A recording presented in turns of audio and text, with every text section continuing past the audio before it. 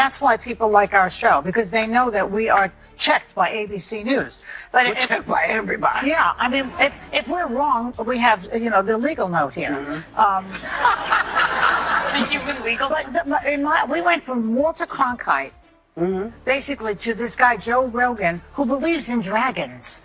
I checked it. He believes in dragons? He believes in dragons. Did you triple force that? Yes, I did. And he also thinks that dragons, like dinosaur-y type of animals, roamed the earth when people did. Joe Rogan has dropped a massive legal bomb on the women of The View, and the blast is shaking the media world like an earthquake through a glass house.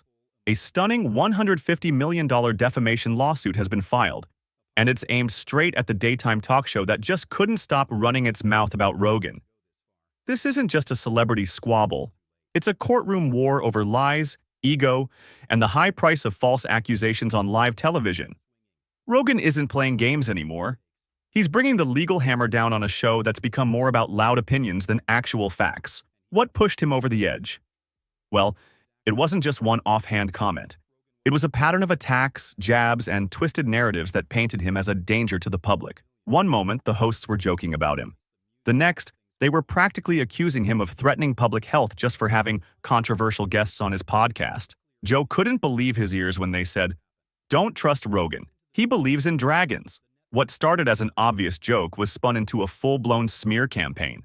I had to read the thing about The View because I just thought it was funny. What's That's this? the only reason why I read that about me. Dragon lover. Joy Behar was trying to say that I believe in dragons. Wait, what is this? I just She heard said, about I checked it. And then the lady goes, did you double check it? She goes, I checked it. He believes in dragons. Should be like You think they live Sasquatch, alongside of bitch. people? Wait, It was from a wildlife biologist who came on my podcast. So this is the most important part. This is right after she was saying, we are run by ABC News. You should trust us, not Joe Rogan, who believes in dragons. So she What? by saying we should trust them because they're double checked by ABC News, and then making the stupidest statement. Like you didn't listen to what I said. Yeah. You didn't listen to what the wildlife biologist, and that's only a part. He fired back instantly, saying, "The woman who said that clearly didn't even listen to the podcast. She misrepresented everything. The original podcast clip they mocked was a thoughtful discussion with a wildlife biologist. Hardly the stuff of fantasy creatures and fire-breathing nonsense. And the worst part? They wrapped their insults in the shiny label of trusted journalism, waving the ABC News logo like a golden ticket to lie without consequences. Joe wasn't just annoyed, he was disgusted. He said, "You're going to trust them because they say they're verified by ABC.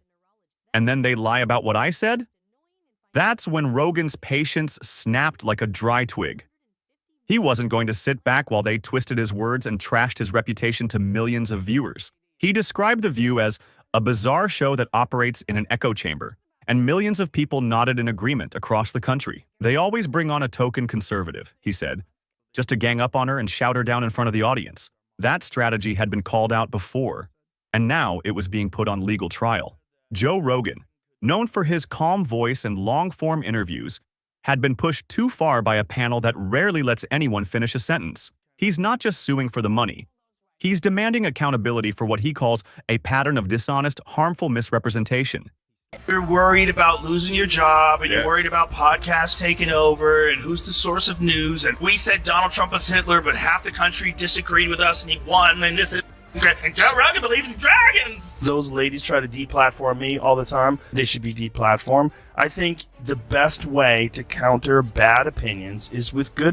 In the lawsuit, Rogan claims that the false claims made by The View were not just inaccurate, but dangerous, suggesting that he spreads misinformation that could lead to real-world harm.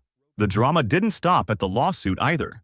Backstage at The View, chaos reportedly erupted as producers scrambled to figure out how to respond without looking even guiltier. Some insiders claimed Sunny Hostin wanted to countersue Rogan for mental distress, while others joked about faking their own deaths to escape the courtroom frenzy. Whoopi Goldberg, who once confidently dismissed Rogan as a threat to society, suddenly found herself tangled in a web of her own commentary, and the internet wasn't letting it slide. Clips of her past statements began resurfacing like ghosts at a seance, reminding viewers of the moments when entertainment crossed the line into misinformation. One viewer posted, "You accused Joe Rogan of spreading dangerous lies. What about Whoopi saying the Holocaust had nothing to do with race? The hypocrisy was screaming loud and clear. And then came Joy Bihar's infamous moment, labeling Mike Pence as mentally ill simply because he prays. That remark aged like sour milk under the legal spotlight. These weren't just slip-ups. They were patterns of reckless speech disguised as opinion, delivered with all the confidence of someone who never expects to be challenged. Now the challenge has arrived, and it's wearing a suit, armed with a legal team, and demanding $150 million in damages. Rogan's legal team didn't hold back either. In their fiery statement, they wrote that The View broadcasted defamatory statements under the guise of public safety without evidence or verification. And what was The View's defense? Nothing but stammering explanations, dodged questions, and a desperate attempt to call it all just a misunderstanding. But it wasn't a misunderstanding. It was a smear campaign disguised as commentary, and now it's blowing up in their faces like a bad science experiment. We have to stick with it. You can't just pick and choose when you want to use the First Amendment. I mean, I agree that Joe Rogan is a horror. A horror. I mean, I'm not saying that Joe Rogan should be removed from Spotify. He's got 11 million listeners. He's got $100 million, contract as of 2020. But I do think as the podcast platform, you have to have some sort of guidelines. How about a disclaimer on his podcast that says, this is misinformation? So a lot of people, they would remove Fox TV also. You can try to get Fox off your Cablevision if you want. Well, there should be disclaimers. Or disclaimers, but you can't just cancel the show because we have the First Amendment. I agree with that. All right. I think people are hungry to have open conversations, disagreements, debates, and they don't want to be told how to feel about it. They want those people to have their conversation, and they want it to be up to them. Just like when they watch TV and media and news, they want to make their own decision. Well, that's what we do on this show, right? Sonny Hostin reportedly tried to pivot the narrative by saying, "We were just expressing opinions." But even casual viewers weren't buying it anymore. Rogan made it clear, "This isn't about disagreeing with me.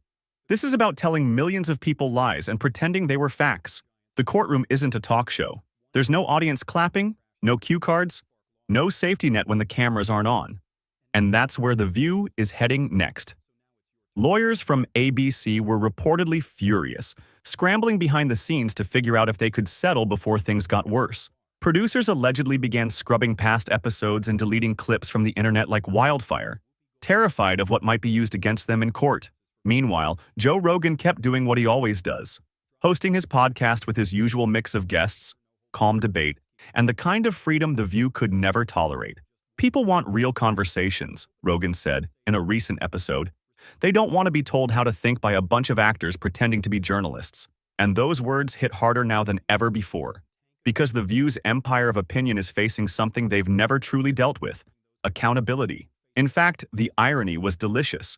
After years of labeling others as dangerous, untrustworthy, or even a menace, they were finally being forced to answer for their own recklessness. More than just money was on the line here.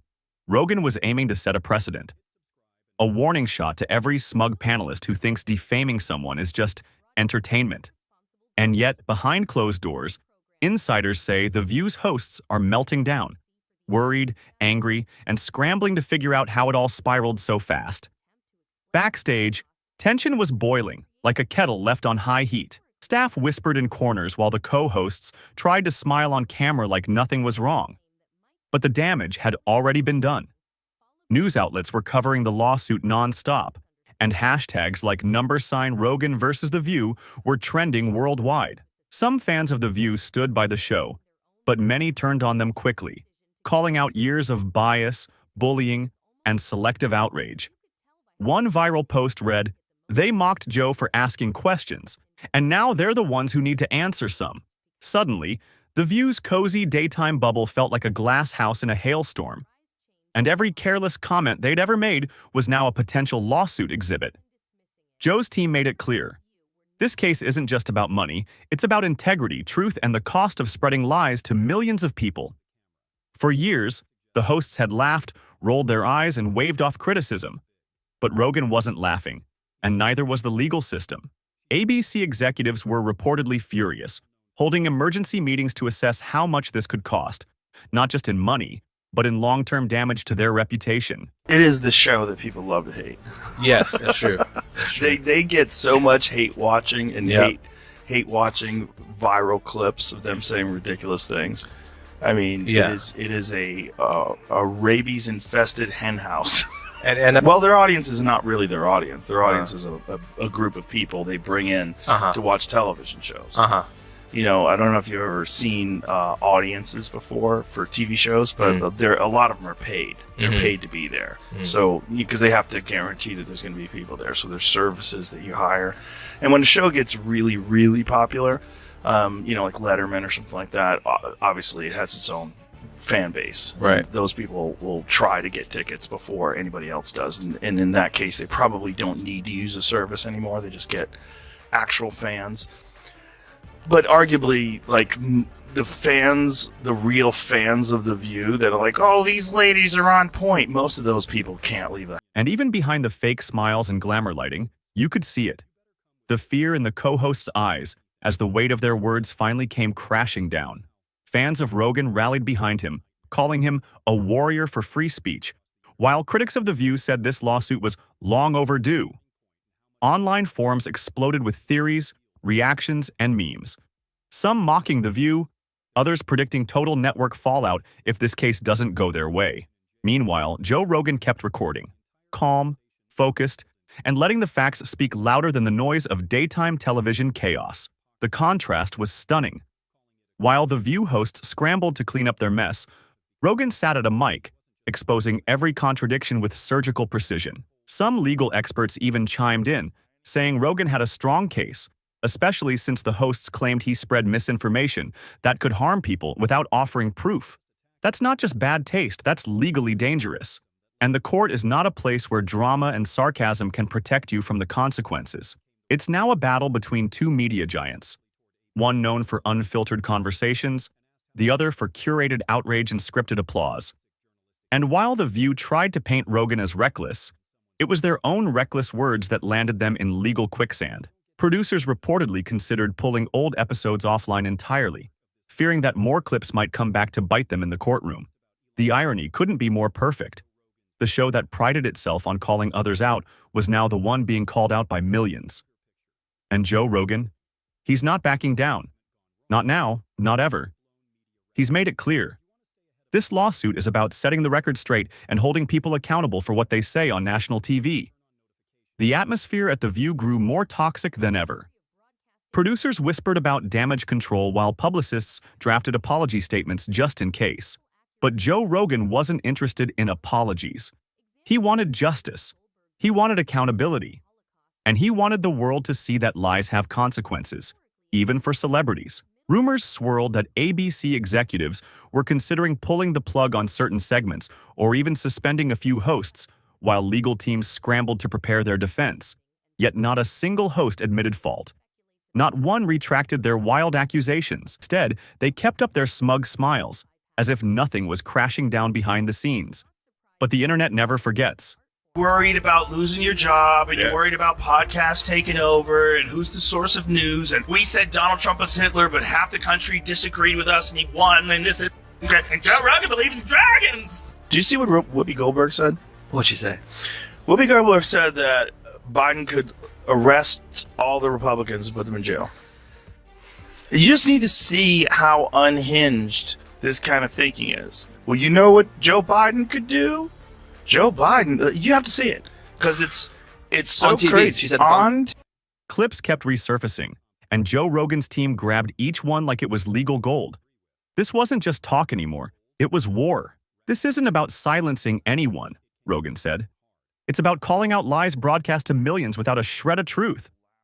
Boom! Fans were fired up. Someone was finally standing up to TV's elite instead of caving under pressure.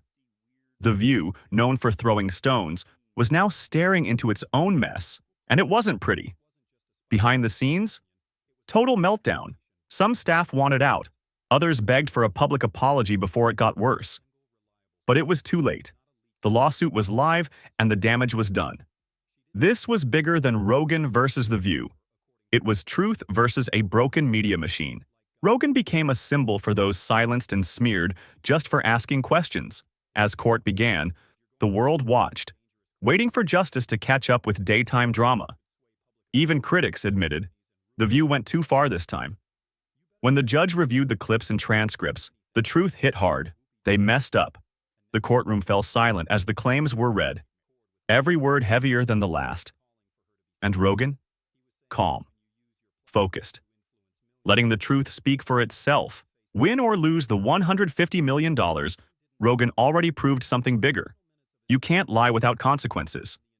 The View's empire may never recover from this scandal, and media giants everywhere just got a wake-up call.